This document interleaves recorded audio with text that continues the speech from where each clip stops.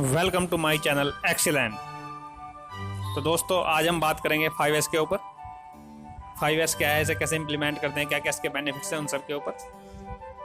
शुरू करने से पहले दोस्तों आप मेरे चैनल को सब्सक्राइब करना ना भूलें, लाइक करें, शेयर करें और बेल आइकन को दबाएं ताकि आपको अपडेट्स अवेलेबल होते रहें, मिलते रहें।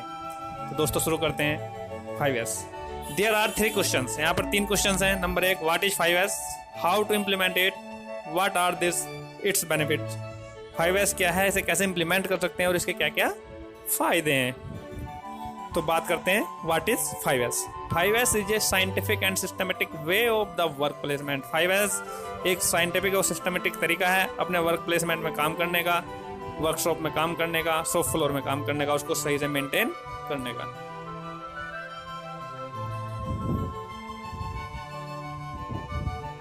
There are 5 step is 5S। 5S के 5 स्टेप्स हैं, 5 पिलर्स हैं जिनको मिलाकर 5S बना है। Number 1 sorting, number 2 set in order, number 3 shine, number 4 standardization, number 5 sustain. तो शुरू में हम बात करते हैं सॉर्टिंग की। दोस्तों सॉर्टिंग में हमें ध्यान रखना है हमें क्या करना है, क्या नहीं करना है, उनको अलग अलग छांट लेना है, सभी को छटाई करना है। सॉर्टिंग मीन्स छटाई करना। सबसे पहले हम रेड टैग जोन क्रिएट करेंगे, यानी रेड टैग जोन बनाएंगे। उसके बाद हम रेड टैग को यूज करेंगे। ठीक है sir. Number 1 not need at all. Not need at all का मतलब हो गया है इसकी जरूरत नहीं है। नीड बट नॉट नाउ, जरूरत है पर अभी नहीं है। नीडेड बट नॉट हियर, जरूरत है पर यहाँ पर नहीं है। Needed but so much quantity, जरूरत है पर इतनी मात्रा में नहीं है। अब बात करते हैं how to implement systematic arrangement. अब बात करते हैं सेट इन ऑर्डर की। कैसे वस्तुओं को व्यवस्थित करें। Define a place for everything and put everything in its place. हर वस्तु के लिए एक जगह होनी चाहिए और हर वस्तु अपनी निश्चित जगह पर होनी चाहिए। Example shadow board. Shadow board में क्या होता है, जितनी भी डिफरेंट टाइप की होती हैं, स्पैनर्स होते हैं, उनके लिए एक प्रोफाइल बनी होती है। उसी प्रोफाइल पे वस्तु रखी जाती है, नहीं आती है।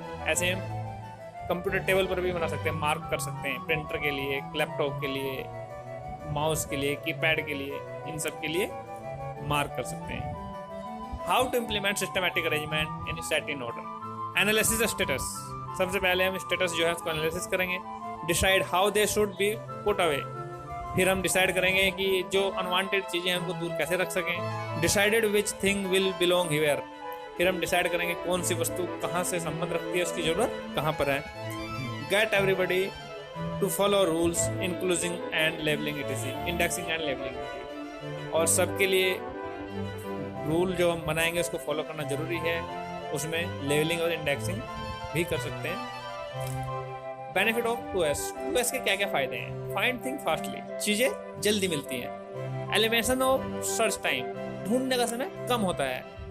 Opportunity to correct the abnormalities faster, जो सही नहीं है, जो दिक्कतें हैं उनको दूर करने का टाइम, उनको दूर करने का एक अपॉर्चुनिटी मिलती है। Visibility improve by system. Visibility, जो विजिबिलिटी है वो बढ़ती है, इंप्रूव होती है सिस्टम की, कार्य करने की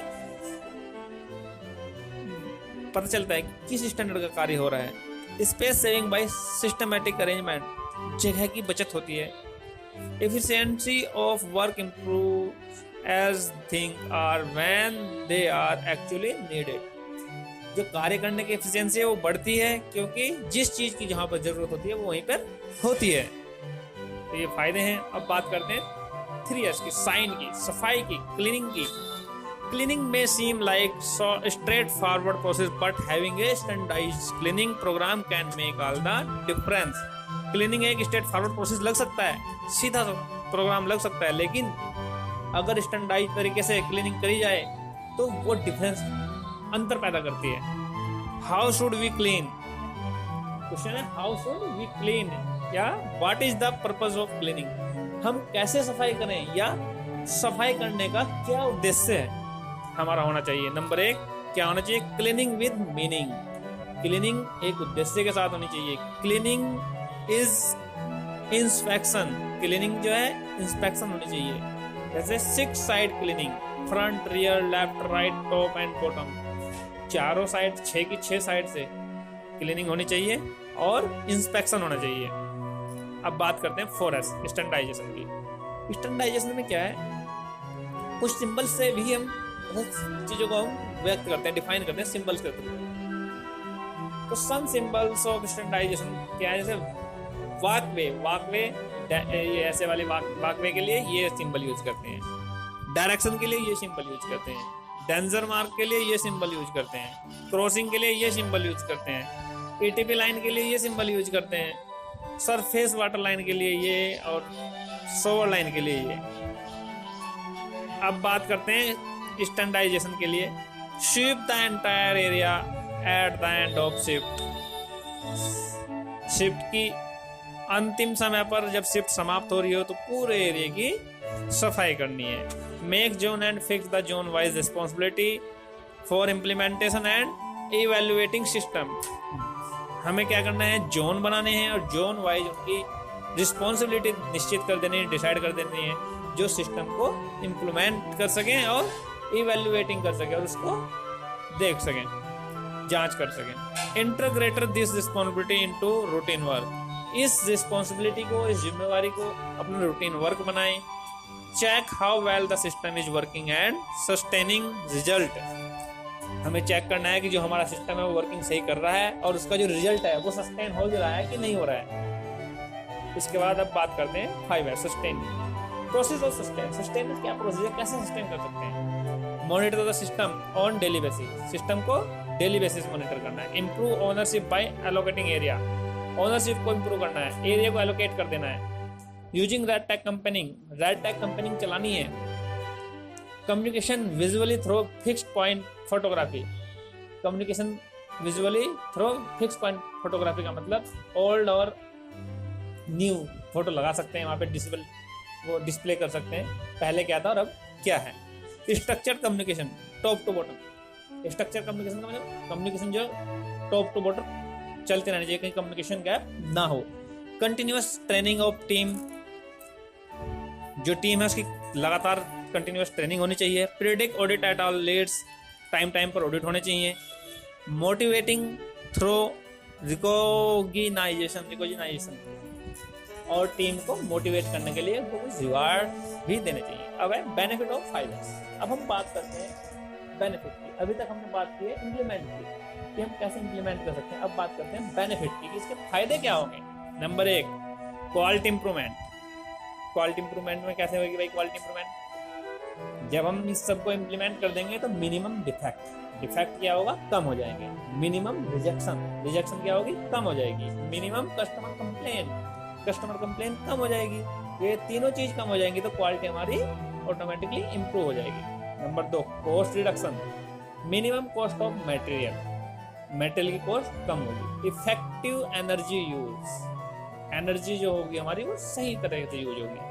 मैक्सिमम यूटिलाइजेशन। जो भी हमारे मशीन है, मैन पावर है, उसका मैक्सिमम यूटिलाइजेशन होगा तो इससे क्या होगा, कॉस्ट रिडक्शन हो जाएगी। Number 3 delivery improvement. डिलीवरी में क्या क्या इंप्रूवमेंट होंगे। Delivery correct quantity. एग्जैक्ट जो क्वांटिटी है हमारी, जो ऑर्डर है हमारा, उसको हम डिलीवर कर पाएंगे। Delivery correct time. जिस टाइम पे हमें डिलीवरी करनी है उस टाइम पीरियड में डिलीवरी कर पाएंगे। Delivery correct cost. डिलीवरी जिस कॉस्ट में चाहिए उस कॉस्ट में कर पाएंगे तो इससे क्या होगा, हमारा डिलीवरी इंप्रूवमेंट हो जाएगी। Number 4 safety. No accident.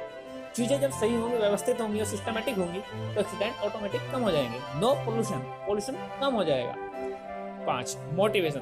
Good working environment. जो हमारा कार्य क्षेत्र में वर्किंग इन्वायरमेंट बनेगा। Ownership buildup. जो हम जोन बनाएंगे, जोन क्रिएट करेंगे, वहाँ के जोन लीडर बनाएंगे, रिस्पॉन्सिबिलिटी देंगे, उससे क्या होगा, ओनरशिप बिल्डअप होगी। हर आदमी के अंदर काम करने की, ओनरशिप लेने की, जिम्मेवारी लेने की क्षमता बढ़ेगी। Job satisfaction. काम करने वाले लोगों को एक सर्टिफिकेट होगा कि हम अच्छे से अपने जॉब को कर रहे हैं। तो ये हमारा चैनल में आज आपको 5S के बारे में बात की है। अब हम अगली